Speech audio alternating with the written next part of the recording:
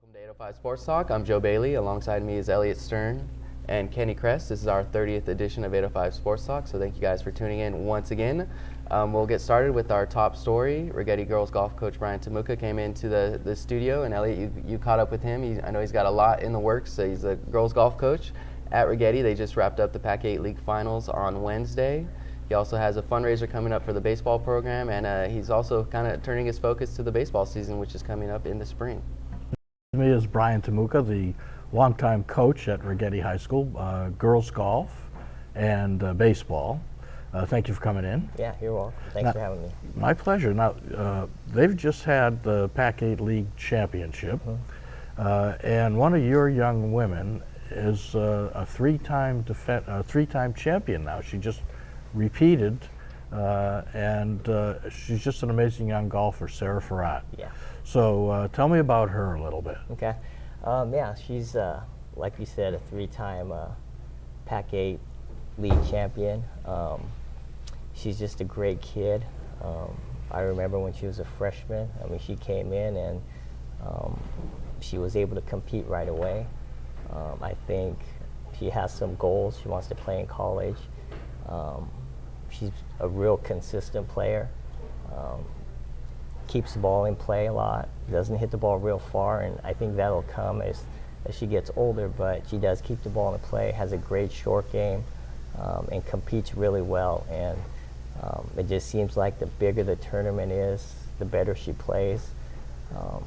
And she's just a great team leader too. She goes out there, she has fun, all her teammates respect her, and as a coach, those are the types of players that you want, that when your best players are your team players and they're your leaders. You couldn't ask for anything more. And you've got her for one more year. Yeah. And you were talking earlier about some colleges are already looking at her.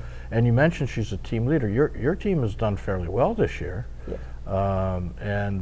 So does she help you with the coaching of the kids or give them pointers? Yeah, she does, and like I said, the girls respect her, and I think just by the girls being around her and just watching her, I think they learn a lot from that.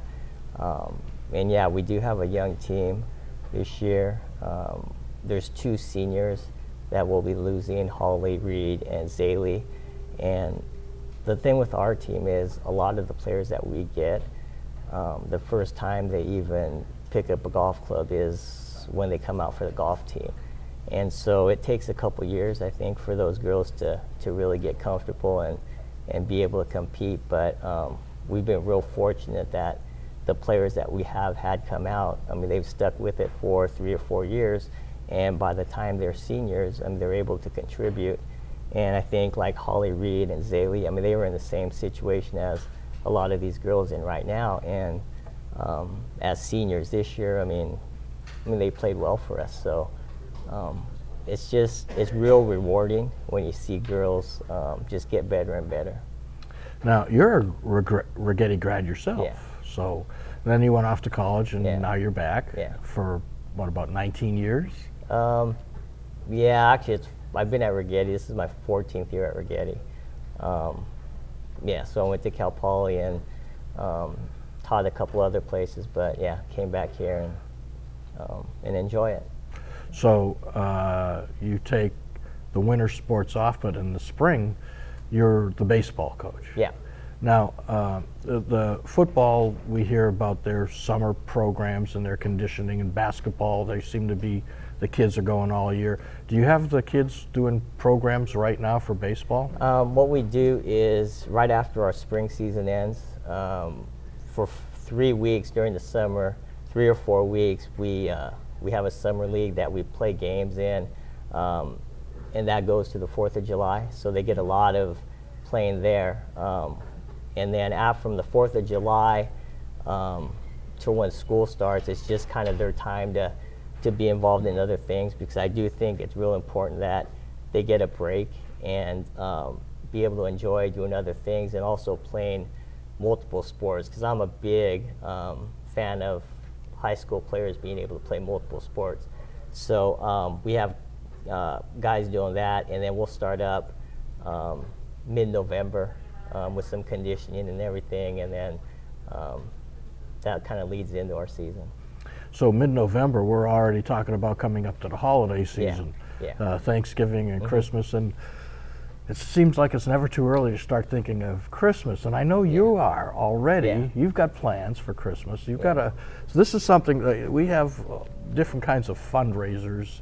The YMCA has this helicopter golf ball drop that they do.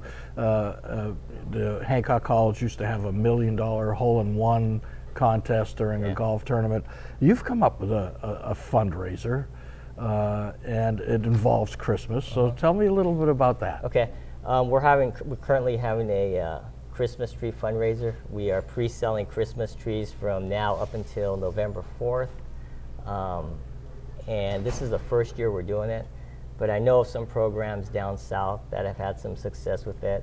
And so, I mean, I've always thought about trying it, but never really did. And this year I thought, you know what, we'll give it a shot and see what happens. So, I mean, I'm hoping it goes well. I mean, I think it's just something different, like you said, that nobody around here is currently doing. So I'm just hoping to get the word out and get some trees sold.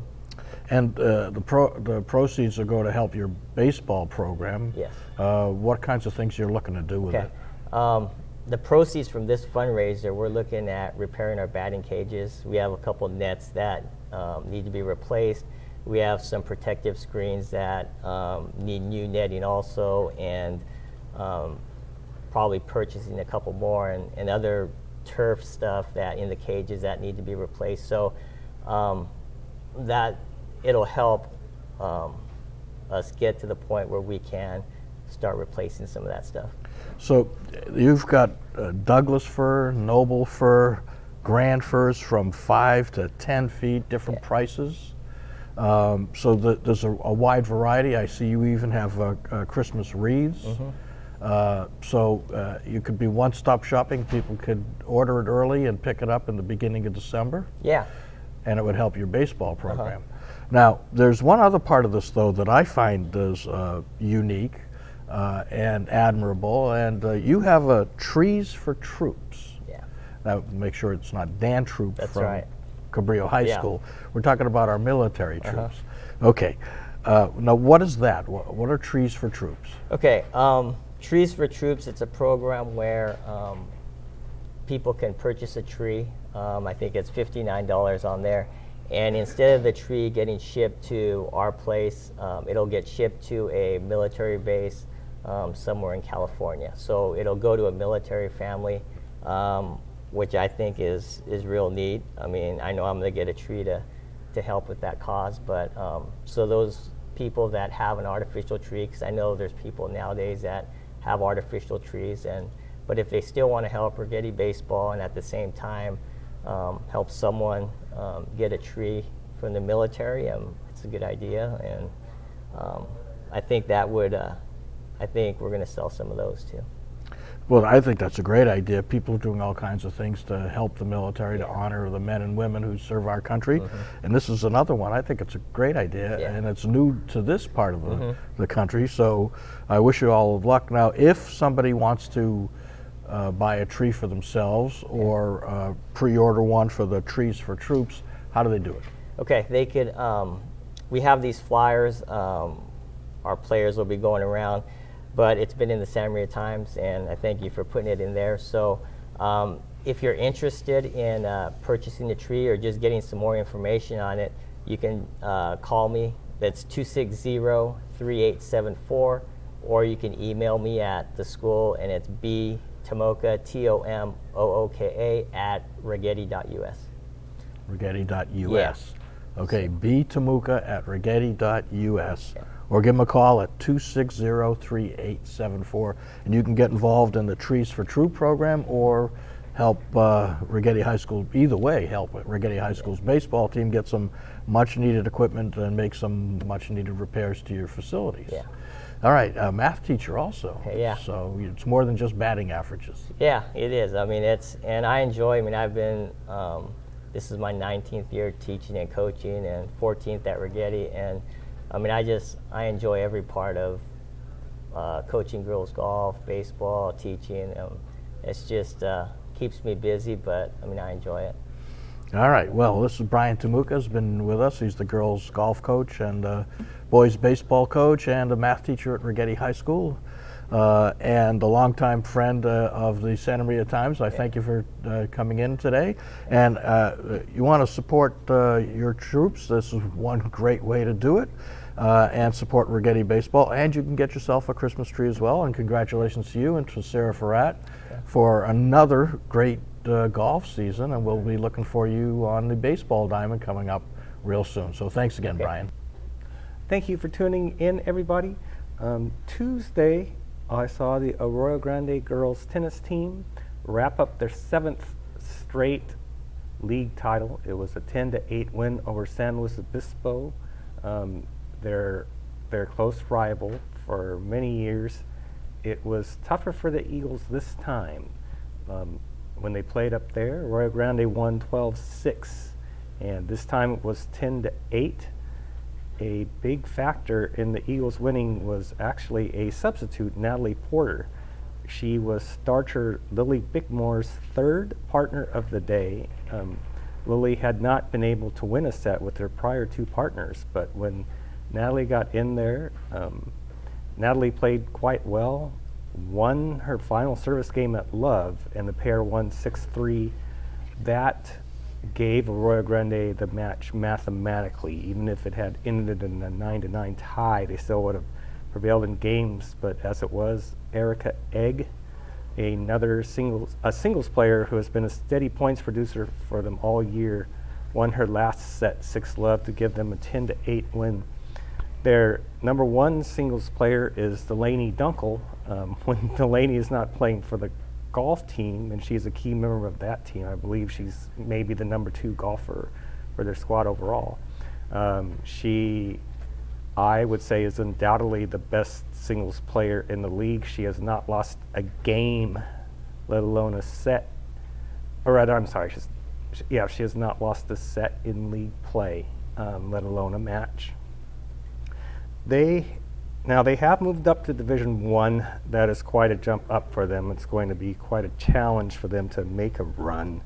I would not be surprised if they win a first-round match, maybe a second-round match as well. When they get to the quarterfinals, if they make the quarterfinals, to be honest, that could be very hard.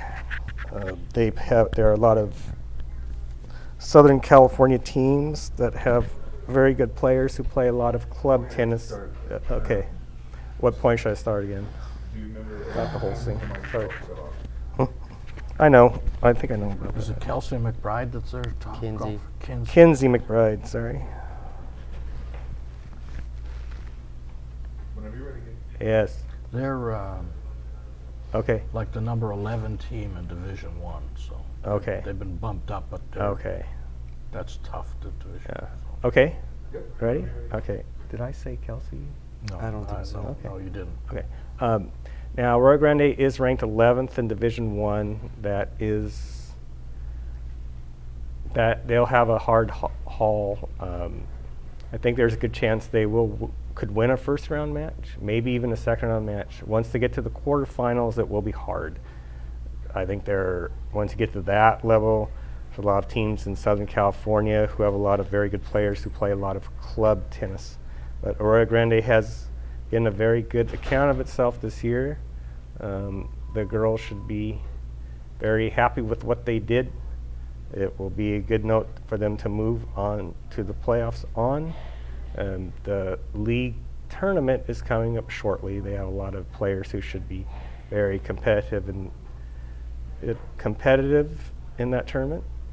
And since it is late October, this moves into some important football matchups. And to talk more about that, here's Joe.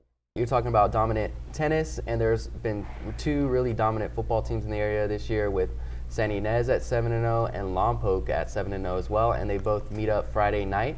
A lot of attention is going to be on that game, and I'll be at that game myself calling it on SantaMariaTimes.com. And we haven't had a lot of really big key matchups on our broadcast this year, but I think this is going to be one of the biggest games that we've done all season. I don't know how it's going to play out.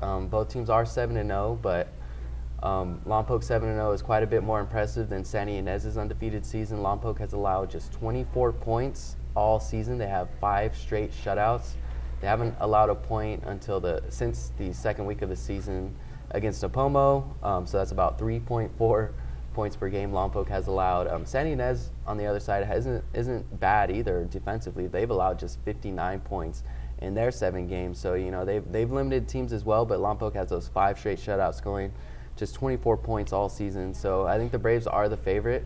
We were kind of in the same position last year. Lompoc was 7-0, and Santa Ynez was undefeated, and they met at Lompoc at Houck Stadium last year, and Lompoc just blew Santa Ynez out 42-3, and we broadcast that game as well. So we're kind of right back where we were last year, but I don't know if this game will be more competitive. I think Santa Ynez might be a little better offensively. They have a really explosive duo in Mike McCoy at quarterback and Gabe Prendergast at receiver. So I think Santa Ynez is actually better than they were last year, but at the same time, Lompoc is also better than they were last year. They've just been dominant.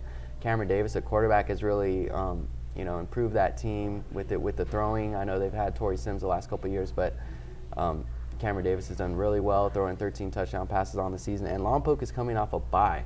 Santa Ynez, meanwhile, is coming off that 22-10 win over Cabrillo last week. Not really impressive. So Santa Ynez is coming off a really kind of sloppy, not impressive win. They are 7-0, and Lompoc had a week to prepare for this game and rest up, and they're coming off that bye. So I think everything kind of favors Lompoc. They are playing at Santa Ynez. That might give a little boost to the Pirates, but I think Lompoc's going to be favored in this one no matter how you look at it. These teams are in the same league. They have the exact same records, but looking at the divisions, Santa Ynez is a Division 10 team. Lompoc, on the other hand, is Division 4. So that kind of shows you how comparable these teams actually are. That's a 6 division difference. So I think Lompoc is a heavy favorite here. I would be surprised if Santa Ynez wins, but I wouldn't be shocked if it's actually a bit closer than we've seen. I think Santa Ynez is definitely going to get on the board. I don't think that shutout streak is going to keep going. I think a Lompoc win, and it's probably going to be by a couple touchdowns, but I think it's an interesting game, and we'll see. I think what's going to be actually more interesting with Santa Ynez is if they can close out the season stronger than they did last year, losing their last 3 games. So it's going to be real interesting. I hope you guys tune in for that one. We're going to start at 6:45 p.m. with the pregame show. Kickoff is at 7 on SantaMariaTimes.com. I'm real excited for that game. I really don't know if it's going to be a competitive game, but it should be a lot of fun to see what happens. Elliot, just want to get your thoughts on that matchup and what you think about Santa Ynez hosting Lompoc Friday night. A couple weeks ago, Lompoc hosted Pioneer Valley, and at that point I thought that maybe Pioneer Valley could end the shutout streak. They wouldn't win, but they could score. I'm going to say that again. I'm going out on a limb here. I'm going to say that again with Santa Ynez. I don't think Santa Ynez can win this game. I think they might be able to score. They've got a nice quarterback and Michael McCoy and a really great wide receiver, Gabe Prendergast. So they can put up some numbers. I just don't think they can put up enough numbers to hang with Lompoc. Lompoc can score 54 points, and that's with pulling the starters in the third quarter, if not before that. I think Santa Ynez is a real nice team, real nice kids, real hard players, but I don't see anybody in the regular season that's going to stand in the way of Lompoc. They may slow Lompoc down a little bit and get them to 42 points, but I don't see it much more than 42-14. So I think it's going to be another lopsided win for Lompoc. It's going to be the first loss for Santa Ynez.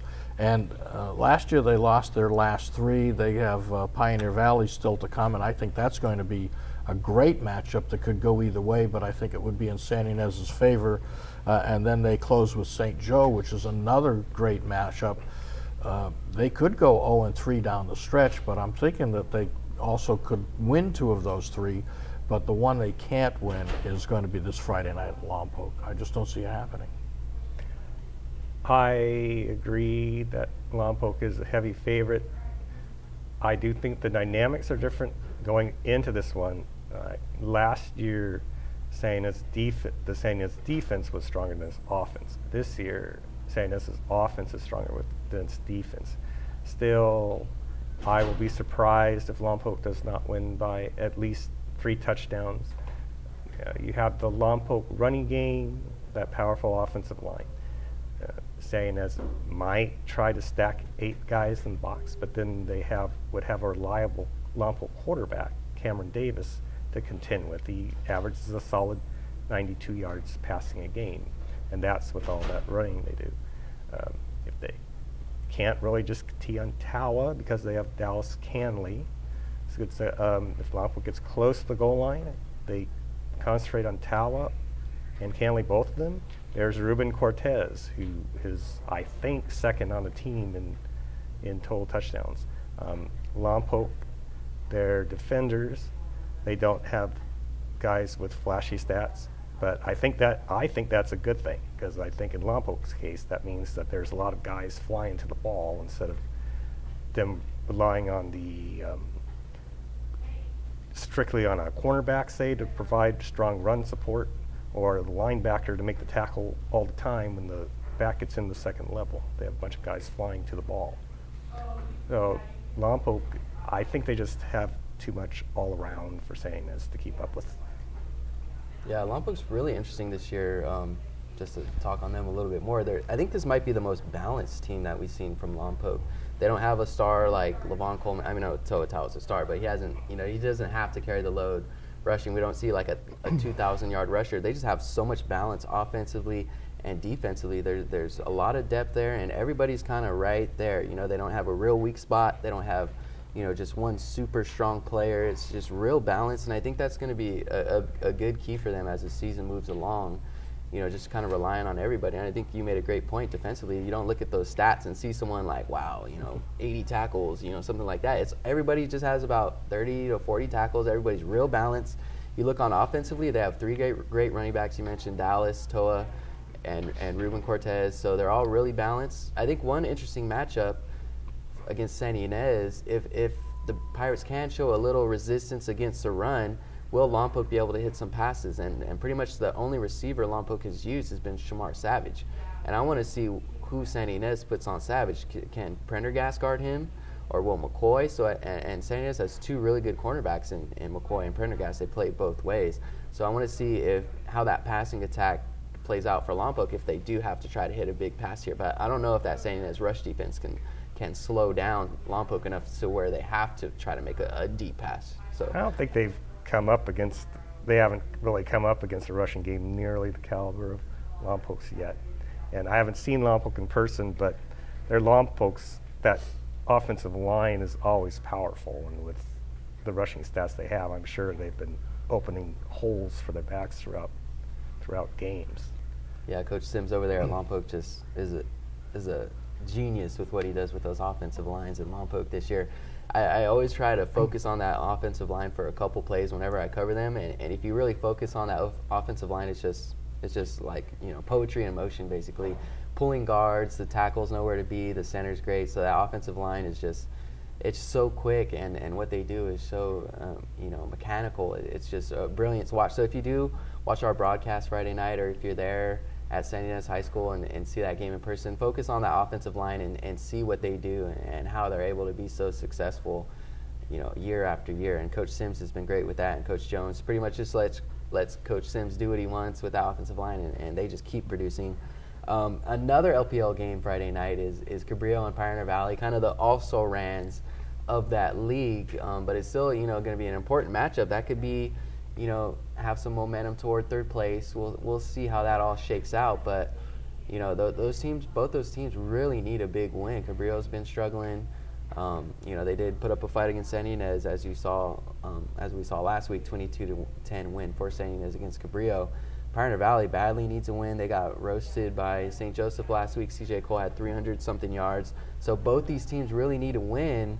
I'm going to have to go with PV in that one. I think they're stronger. They've kind of faltered really these last couple of weeks, ever since, putting up a fight against Atascadero in that first half. They haven't done anything. So Pioneer Valley really needs a big win here, and then they got Santa Ynez after that. So, Elliot, what do you think between that Cabrillo-Pioneer Valley matchup? How do you feel about that one? I think this is a more evenly matched game than Lompoc and Santa Ynez, and it could go either way.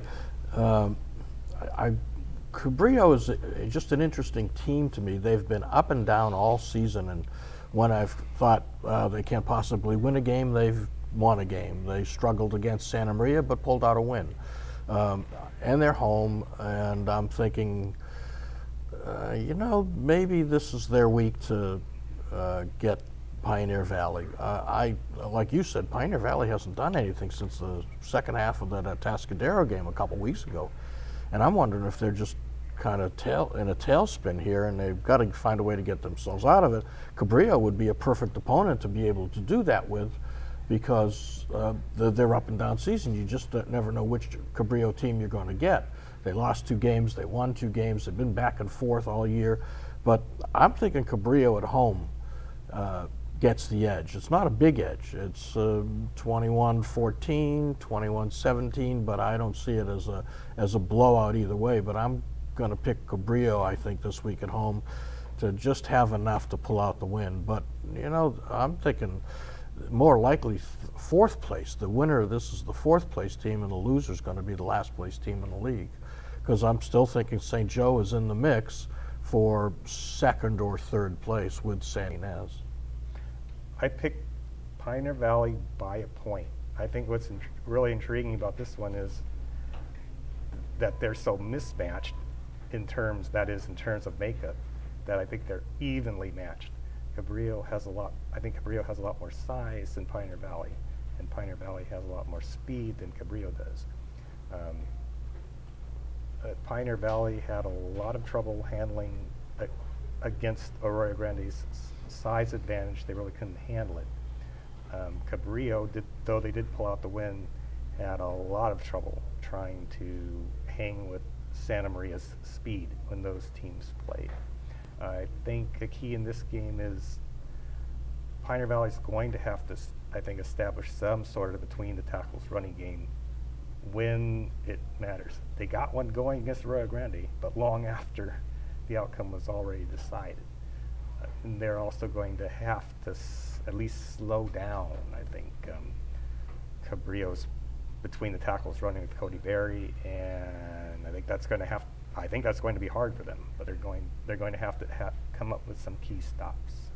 Yeah, we saw C.J. Cole rack up 300 yards rushing against PV, and we know Cabrillo loves to run the ball. So will Cody Perry also have a big night against the Panthers? We don't know. Pretty much what I've seen from PV offensively is they're really aggressive. They're either play action passing, rolling Matthew Garcia out, or just jet sweeps. So I think they got to kind of mix it up a little bit. Like you said, have that between the tackles ground game, Michael Bourbon or Emmanuel Alcantar. But I think they do have to mix it up and try to, just gain some yards and hold on to that ball and keep Cabrillo's offense off the field. I don't know if they'll have enough to do it, but I think I'll pick PV in that one. I think they do have a little bit more talent. They might not have the size that Cabrillo does. They have a little more talent, a little more athleticism, a little more speed. So I know they're playing at Houck Stadium, which is Cabrillo's home field. So I would still go with PV in that one. I think the Panthers can pull that one out, and they need a win badly. And they have kind of been hit by injuries. I know watching the game last week, their coach, Ruiz, was injured. He was walking around on crutches coaching the game. Moises Almeida was also out. So that stuff, they got hit with some bad injuries, but I think they can kind of pull it together, and I think they're going to beat Cabrillo. Moving from the LPL to the Pac-5 League, Righetti has a big game at Arroyo Grande. We've been talking about it all year, disappointing season for the Warriors, and here they are playing maybe the hottest team in the area against AG. I don't know, can the Warriors do something against AG? I would doubt it. Maybe they'll score. They did make some progress against Slow, but then they bounced back last week with a tough loss against Atascadero. So now they play AG. That Pac-5 is brutal for a school like Righetti, who's having a down year. So maybe they can keep it close. I think a 3-touchdown loss would actually be kind of one of those moral victories for the Warriors. They're playing over there in AG, so that's a Pac-5 League game. I don't think AG will have much of a challenge. I like the way Righetti is kind of kept going along. They're trying to do something at least. They switched it up at quarterback. John Larone has been there at quarterback a little bit, so at least Righetti's trying to finish the season strong. You know, they do play PV, I think, to end the season, so they don't have all Pac-5 league games left. But this is a tough one. I don't think AG is going to have any trouble with the Warriors Friday night. Elliot, how do you feel about that one? I think Righetti can win in 2 weeks when they play Pioneer Valley, but not Friday night when they play at Arroyo Grande. I think the move, Ed Herman's move to put John Well Laurent at quarterback has helped them. Their offense has improved, but I don't see Arroyo Grande giving up much of anything until they put the second string in somewhere in the third or fourth quarter. We've seen Arroyo Grande, you know, they've got Sawyer May, they got tough defense. You know, they lost to arguably one of the best teams in the southern section in Lompoc the first week of the season, and nobody has been in their way since. And you know, Righetti's going to put up a fight, but when you look at all the tools, all the offensive and defensive weapons that Arroyo Grande has, I'm sorry, I feel for the kids at Righetti, but they're just not going to be competitive in this one. I mean, this is going to have a big gap to it, and depending on when Arroyo Grande coach Tom Goosen takes his foot off the gas at 28 points or 35 points, they'll go until he feels they're comfortably ahead, and then he'll bring in the backups, and at that point it'll be the end of the scoring for the night. So I'm thinking it's going to be like 28-7, 35-7, all depending on when the coach decides to take the foot off the gas. Just, we like the kids at Righetti. They're going to try hard, but Arroyo Grande is a class act.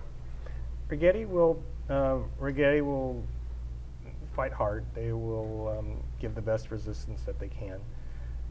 I've been here since 2000, though, and this is by far the smallest in terms of size Righetti team that I can remember, which is going to give them all kinds of problems, I suspect, against a pretty big and not slow Arroyo Grande team. Arroyo Grande, I just think, as I suspect, is just far too much all around for Righetti to hang with. The defense, they're really good at not folding after the opposing offense gets a first down or two, because a lot of times they won't force a 3 and out, but they'll give up maybe a first down or two, and then they'll make the stop they need and force a punt. Arroyo Grande, if the run's not working, they'll find a way to make the pass work. If Sawyer May's struggling a little bit to his passes, they'll grind it out. And they're just very good at finding multiple ways to win. I just can't see any way to look at this, but I'm just afraid it's going to be a long night for Righetti. Yeah. I think besides the result, these two teams are really kind of interesting case studies. Like, you know, what's kind of going on with Righetti with what you mentioned, their size and lack of size and lack of depth. You know, in the Santa Maria Valley schools as a general, besides St. Joseph, seems like all of them are kind of lacking some of the size, not a lot of numbers, not a lot of depth there. So it's interesting to see what's going on with those programs. You know, Righetti's having a down year. Is this kind of how it's going to be for them from now on, or is it just a down cycle? Can they bounce back? You know, I don't think it all falls on Coach Ed Herman. I like him. I like what he's done there. I think he's a good coach. But you know, is it a down cycle? Is this where Righetti's going to be at, or can they improve? You know, it's going to be interesting to see what happens with them the next couple of years. I think you can blame Orchid Academy.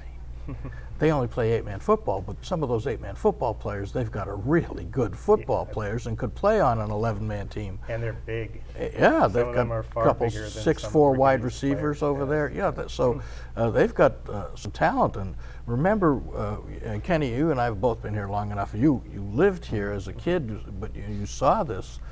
Arroyo Grande used to be just an unstoppable type of team, and then they opened Napomo High School. And all those kids from the southern part of the county got sucked off and went to Napomo, and Arroyo Grande had a couple of years where they weren't as perfect because they lost some of their talent, but then they got back in gear, and under Tom Goosen, they have just been a powerhouse for the last several years. I think that's what Righetti's going through right now. It's growing pains due to the siphoning off of students by Orchid Academy. and sooner or later Orchid may have to go to an 11-man program themselves, but right now they're bigger than St. Joe, but they're still a small 500 or 550 student high school. But they have some talent over there. Doug May has some really good football players. I've seen a bunch of their games, and there's some talent that would be on the Righetti football field if Orchid Academy didn't open up. So they're going to have to find a new equilibrium, because one of the things about Orchid Academy, it's a charter school, so they're limited in the size of their classes, and every year there's new applicants for the school, and some get in and some don't. And as Doug May told me, he has no say over who gets into that school, so he could find himself with a really good crop of freshman football players or nothing. I think once an equilibrium is established, like we've seen with Arroyo, Grande, and Napomo, and we've seen Napomo win championships, including CIF championships, and Arroyo Grande now isn't missing a beat, I think that same kind of thing is going to happen here. So I'm not going to say that Orchid Academy is bad guys, but I think part of the blame goes to the expansion and the loss of students from Righetti that would be there over to the Spartans. That's the way I've been looking at it, because when I've seen those games and I see those kids, and I keep thinking, boy, Ed Herman would like to have those Carpenter twins at wide receiver, or backup quarterback, or even starting quarterback. Yeah. I think you really hit on something. Now, as far as the addition of Orchid Academy, as far as the establishment, I think it was good overall. I think it was needed. It gave parents and their children another education option. But as you said, there's it's almost like a cap as to how many students can get there. So they're going to get to a point where they're not going to, enrollment-wise, they're not going to get any bigger. And if the CIF, Southern Section Office, says you're going to go to 11-man football, well, their numbers right now, they're wonderful for 8-man football. Right. But if they stay at, say, 20 to 25, that's a pretty dicey spot to be for an 11-man football team. Yeah, it's different when in the other sports where 6 golfers make a varsity golf team. 6 starters can make a varsity volleyball team, but when you've only got 20 or 22 kids coming out, it's tough to play 11-man and account for exhaustion, injuries, guys that everybody pretty much has to play both ways as you develop a freshman class. So you see too many freshmen having to play against seniors that are far more seasoned. But and it's not the sports program's fault, but you're right, they needed the school, but that does come with some consequences. Right. And we see that, because if you look at Orchid Academy's tennis team, the girls' tennis team right now is one of the strongest. Art Lopez and those kids, Megan Vizet and Amanda Sean, are just top-notch girls' tennis players, but it's different numbers when it comes to football.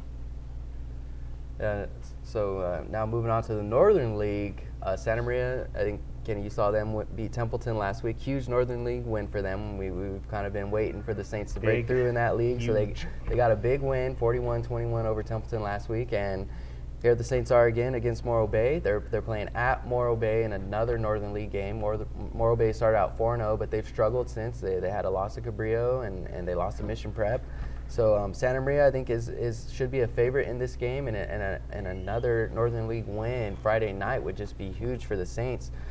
Kenny, you saw the Saints last week. How do you think they'll match up against Morro Bay, and will they keep this going? I think Morro Bay will have a real problem. Just from what I've only seen them once against Santa Ynez, but Morro Bay did not look very big. Santa Maria, of course, is not very big, but I don't think this is a case where Morro Bay will be able to dominate with the size advantage. Morro Bay had a lot of trouble keeping up with the Santa Ynez offense, and Santa Maria's offense gives defenses a lot they have to keep up with. I do think Morro Bay will have trouble keeping from Santa Maria from scoring a lot of points.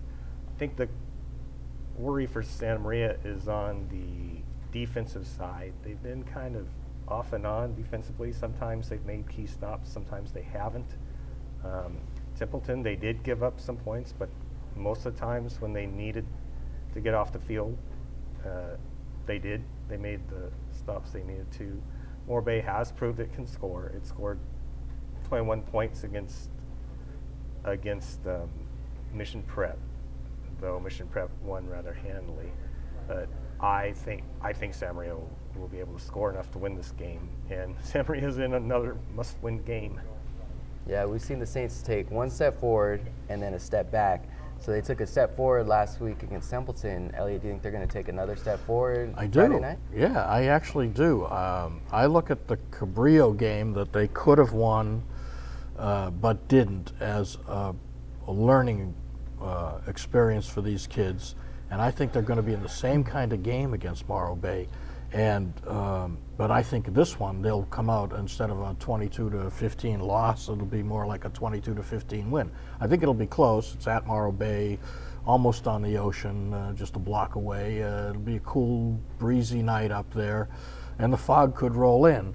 But we have that same kind of conditions down here, and so it's not going to be anything unusual for them.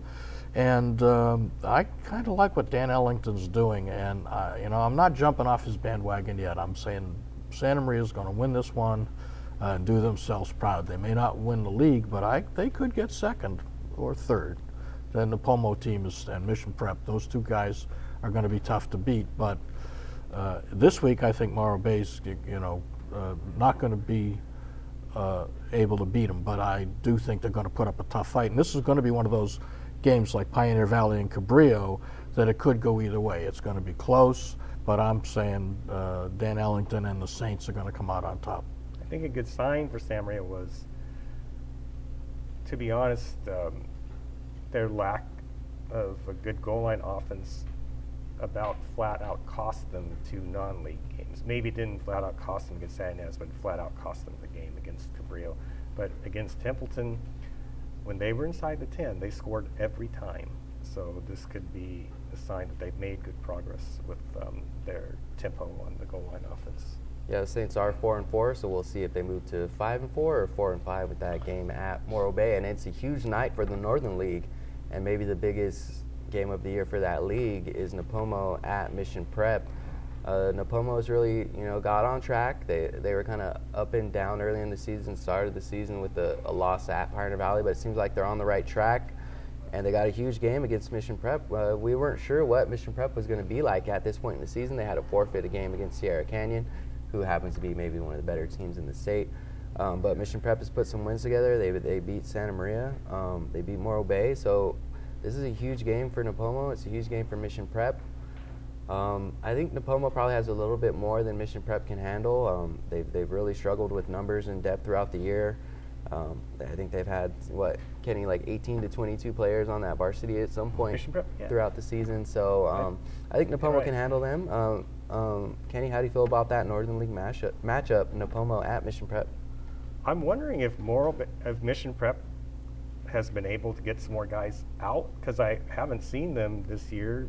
But I mean, they flat out had to forfeit 1 game, and they've won 3 because they didn't have a sufficient amount of players. And what I heard, at one point they had 17 players, 10 of their 11 guys were going both ways. I was wondering if they'd make it through the season. Now all of a sudden, after that forfeit, they've won 3 straight. 3 impressive wins at that.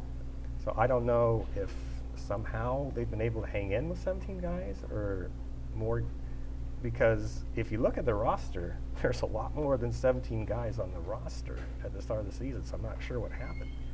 But for whatever the reason, I think all in all, they've made the most impressive turnaround at this point in about 3 or 4 weeks than any team on the Central Coast. However, Napomo has really, I think, stepped up its game since early in the season. Mission Prep is a small school like St. Joseph, small Catholic school, or Orchid Academy, and they're not too far removed from being an 8-man football team in the central section. But they were playing football until a few years ago. Yeah, so, but they struggle with the numbers, and they did take that forfeit. But I'm not sure it wasn't so much the numbers as they were worried about injuries against a team that they were sure they couldn't beat. So they write it off as a forfeit and keep the kids healthy for the games that are much more important and play a 9-game season.